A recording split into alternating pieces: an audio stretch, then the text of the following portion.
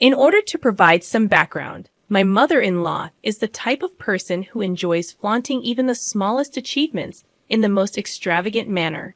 Despite lacking any sophistication in her own life, she goes out of her way to pretend that she is the talk of our society. One glaring example of her absurd behavior is the monthly club party she hosts. To clarify, there is no actual club. She merely invites her friends and coworkers for an evening gathering because they share the same profession. She refers to them as her fellow IT geeks. This peculiar ritual has been ongoing for quite some time. During these gatherings, all they do is brag about their accomplishments and achievements from the past month. Given the context, you can imagine how eager my mother-in-law was to announce that my grandfather had arranged a destination wedding for me, complete with a 6-day stay package. This was his generous gift to me, as I had shared my dream wedding plans with him on numerous occasions. Considering my limited budget and the size of the venue, I had meticulously curated a guest list. My husband and I had discussed the situation beforehand, and both agreed to prioritize our guests. Coming from a large family, narrowing down the guest list was challenging, but I managed to invite 22 people, while my husband invited 18 of our close friends and family members, whom we regularly interacted with. We were all set to send out the invitations when my mother-in-law unexpectedly showed up at our house late one evening, uninvited and unwelcome. It was already 9 p.m., and her presence irritated me from the start. She demanded that we make changes to the guest list. I couldn't fathom why she believed she had a say in the people I wanted to invite to my own wedding. My husband, to my dismay, supported her stance, which raised immediate concerns for me. I inquired about the changes she wanted, and she mentioned that she had already promised a few of her work friends an invitation. These friends, she claimed, were part of her IT Geeks group. I politely informed her that there was no room left on the guest list, as every invitee was someone we had a close relationship with and interacted with regularly. I sought support from my husband, but he avoided my gaze and sided with his mother. Despite explaining the situation to her, she insisted that I make adjustments. Frustrated, I showed her the guest list, emphasizing that every individual on it was someone intimately connected to our lives, and there was simply no way to exclude them. She then suggested removing my cousin's sister, whom I had lived with for 7 years after college. Her reasoning was that my cousin had moved to Birmingham recently, and it would be inconvenient for her to travel to the States. My patience wore thin, and I asked my husband to reason with her, but he continued to support her perspective, emphasizing the importance of inviting her chosen guests, especially after she had shared details about the destination wedding with them. I tightened my lips in frustration, feeling utterly lost on how to reason with my own fiancé, who was clearly being irrational. My anger boiled over, prompting me to storm out of the room. The following day, I woke up with a resolve. I would give them a taste of their own medicine. If they could be so thoughtless about my wedding, all for the sake of saving face in front of their colleagues, then I could be equally inconsiderate. I dialed my grandpa and recounted the events from the previous night. When I finished explaining, I made it clear that I wouldn't waste my energy trying to make them see reason. Instead, I decided to strip away the main attraction from their little charade. I informed my grandpa, whom I loved dearly, that I was removing him and grandma from the guest list, along with my dad's brother and his family. I also asked him to resign the gift he was giving me since he was no longer invited. Thankfully, my grandfather understood my intention and supported me without harboring any resentment. When I sent the updated guest list to my mother-in-law and fiancé, they were taken aback. I calmly informed them that those were the only individuals I could remove, but in doing so, we had lost our wedding venue. I made sure my fiancé understood the urgency of finding a new venue within the next 2 months or postponing the wedding. Additionally, there was the hassle of reprinting the invitation cards and arranging accommodations for out-of-town guests. I wanted both of them to grasp that none of this predicament would have arisen if it weren't for the generosity of someone in my family who had funded half of our wedding. However, I didn't expect them to suddenly start apologizing for their actions. My mother-in-law came over again, expressing remorse for coercing me into altering the guest list. She implored me to call my grandpa and invite him back, asking him not to cancel the hotel reservation or make any changes. I couldn't help but wonder why she was apologizing now, after she had already achieved what she wanted. She had made a commitment to her colleagues, and now they were receiving invitations. This weighed heavily on her, and she vocalized her frustration, noting that inviting them wouldn't make sense unless the wedding was at a destination. She emphasized that a non-destination wedding would be ordinary and uninteresting to others. Upon hearing her express these thoughts, my husband finally admitted that he regretted supporting her decision. However, I wasn't ready to let his actions off the hook so easily. I reminded him that he shouldn't need extreme measures for him to support me in obvious situations. Although he apologized once again, I made it clear that my decision was final. It was a done deal, and even if I were to reinvite my grandpa, we wouldn't get back his incredibly generous gift. Was I being an angel for standing my ground? I recognized that, ultimately, the wedding was mine, and I should focus on myself. Yet, I couldn't help but feel a bit petty about not reversing my decision. Did this make me a bad person? However, my mother-in-law wasn't finished causing problems for us. As I mentioned in my previous post, I had no intention of asking my grandpa to reinstate his gift. This decision visibly upset my mother-in-law to the point where she began the habit of calling my fiancé every other day. She portrayed me as an ungrateful troublemaker seeking revenge.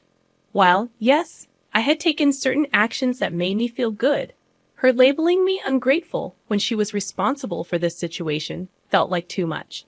But it didn't end there.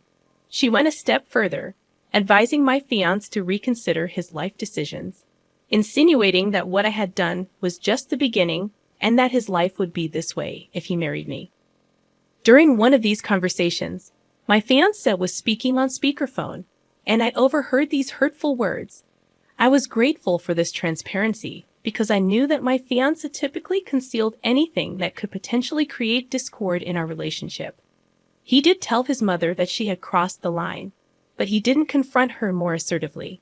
It's his relationship with his mother, and I understand that I can't ask him to sever ties with her just because she dislikes me. However, I am aware that if her interference continues, I might reach a breaking point, as I can't imagine enduring this for the rest of my life. Today, I had a heart-to-heart with my grandpa, sharing the news about the new wedding venue we had secured.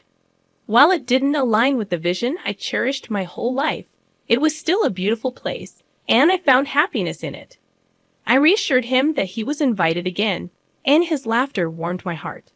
My gratitude and love for him overwhelmed me. He had consistently supported me in everything I did, and he continued to do so now. Confronting my husband about my mother-in-law's escalating behavior became necessary. Our conversation delved into the awkwardness certain situations had created and the pain they had caused. In the end, my husband promised to address the issue with his mother and clarify her role in our lives. I hoped for a smooth journey forward, devoid of any more drama. Finally, the wedding day arrived, and I am now officially married. Despite the unexpected turns, the wedding was a thing of beauty, and my happiness knew no bounds. I couldn't help but smile when I noticed my mother-in-law sulking in a corner with her work friends, whom she had invited. In a surprising turn of events, my grandpa gifted us a house as a wedding present, a joint gesture from him and my uncles. In the grand scheme of things, I am just thrilled to embark on this new chapter of my life with my husband. I wanted to share this update with all of you who have been a part of this journey in your own way. It infuriates me when people believe they have the audacity to dictate how someone should get married or whom they should invite. It's high time someone reminded your mother-in-law that her time to influence these decisions is over. If she wants to flaunt, she can plan her own event in the future. You should firmly tell her to back off and leave you in peace. Are you absolutely certain about marrying that guy? Anyone with an ounce of insight would have seen through the manipulative game your mother-in-law was playing, and yet he supported her. You're not clueless, but perhaps you should scrutinize your life choices more closely. On a personal note, I live in Queensland while my family resides in New South Wales. Recently, my parents and my 27-year-old sister decided to invite themselves to my house for a week-long holiday after their cruise got canceled. Frankly, I wasn't thrilled about them staying for such an extended period, especially considering I'm pregnant and already juggling the responsibilities of caring for a 2-year-old. To complicate matters, our house isn't spacious enough to accommodate multiple guests. I have only one spare queen-size bed, which my parents were occupying. My sister, however, opted to sleep on my couch. She could have shared my bed with me since my husband is away for work, but her snoring and my constant nudges to roll over didn't make it a viable option. After 2 days of their stay, during dinner on the second night, my dad dropped a bombshell. He casually mentioned that they had invited my sister's boyfriend of just 5 weeks to fly up and stay with us for the entire weekend. He had already booked a ticket and would be arriving on Friday morning at 9 a.m. I had never met my sister's boyfriend. After all, he had only been part of the family for 5 weeks. What infuriated me was that no one bothered to consult me beforehand. Moreover, I didn't have the space for him to stay comfortably. He would have had to sleep on my couch, and my sister would either need to share the couch or my bed with him. The idea of a stranger sleeping in my house while my 2-year-old son was in his own room was unsettling. In sheer frustration, I called my husband, and together we decided to firmly refuse the arrangement. We believed their behavior in inviting a stranger into our home was completely unacceptable. When I called my sister to communicate our decision while I was at work, my mother exploded in anger. She berated me, questioning my judgment and accusing me of doubting their ability to judge someone's character. According to her, they wouldn't invite someone into our house who couldn't be trusted, even though they had met him fewer than 10 times. Eventually, they hung up on me, hastily packed their belongings, and left my house. Later, they sent me a text message claiming that my husband had manipulated my thoughts against them, and that they were leaving not because they were wrong, but because I had been an inhospitable host. According to them, I had become a terrible person since being with my husband for the past 10 years. 3 days passed, and they attempted to call me, acting as if nothing had transpired. Their inability to comprehend my reaction left me utterly baffled. I am left wondering if anyone can shed light on their perspective and help me make sense of this situation. Am I overreacting? I don't think so. I believe I was being a responsible parent, not an unreasonable person.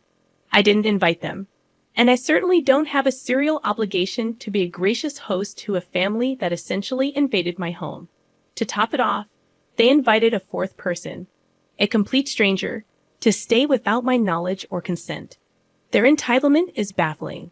It's almost like they can't stand the fact that I've grown up and am making decisions without seeking their approval. This is the moment to establish boundaries. In my response, I made it clear that I'm not a terrible host because I didn't invite them in the first place. They invited themselves. I generously accommodated them despite the disruption to our usual routines. However, inviting another person into my home without my consent was completely unacceptable. Their tantrum when I refused to cave in and their subsequent decision to leave for alternative accommodation, all the while attacking my character, means there will be a new set of rules before I consider hosting them again. I won't be going to hang out with them after the immature behavior they displayed in my house. I've had enough of their inappropriate actions for now, and I've decided to limit my contact with them until I feel I can face them again. They crossed a line by inviting someone I've never met into my home without my approval. They didn't ask, they simply informed me that it was happening. The fact that they mentioned my seemingly good mood indicates they were aware it wasn't a good idea. They assumed I would be a pushover and allow it. I'm standing up for myself and the safety of my children, and I know I'm not in the wrong here. I'm a 33-year-old woman, currently 5 months pregnant, while my 35-year-old husband is away on a business trip, set to return next month. This is my first pregnancy, and recently, I've been required to continue working at the office. When I first met my husband, he was incredibly skinny, and his eating habits were restricted due to his mother's cooking. She avoided spices, sauces, herbs, and even salt, sugar, and pepper, believing this bland approach was healthier. My husband grew accustomed to this tasteless diet, but when he tried my cooking, he realized there was a world of flavor beyond his mother's limited recipes. One Wednesday, I indulged my curry craving and made a large batch. While I usually had pre-prepared meals in the freezer, this time, I gave in to the temptation. I left the extra portions in the fridge. On that day, my in-laws unexpectedly visited, having a spare key in case of emergencies. When I returned home, ready to enjoy my curry, I found it replaced by a dish made by my mother-in-law, who had thrown my meal away, claiming it tasted spoiled. Unable to stomach her cooking in my pregnant state, I discreetly gave the unwanted food to a homeless person. However, someone witnessed my act of kindness and informed my in-laws. Suddenly, I found myself bombarded with accusatory messages, even from my mother-in-law. My husband supported me, but now I'm questioning if I overreacted. Honestly, OP, it seems like your in-laws are trying to control your life. Their invasion of your home, even when you're not there, is a huge red flag. And while the focus seems to be on your mother-in-law throwing away your food, the real issue here is the lack of boundaries. Setting firm limits with your in-laws is essential before your child is born. Consider changing the locks and installing security cameras to maintain your privacy and peace of mind.